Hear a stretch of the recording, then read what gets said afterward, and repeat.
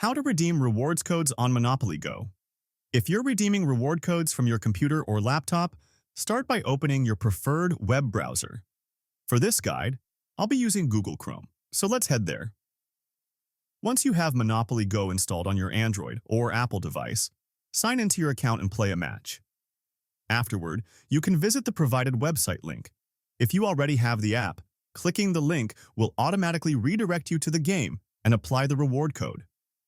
If you haven't downloaded the app yet, the link will first direct you to download the game before redeeming the code. You can also get a reward code by purchasing the latest Monopoly board game from Hasbro and Scopely. Inside the box, you'll find a unique alphanumeric code which you can redeem online for exclusive prizes like the premium gold Mr. Monopoly player token and more. After purchasing the board game, simply log in and enter the code into the game. And that's it. Those are the steps to redeem rewards in Monopoly Go.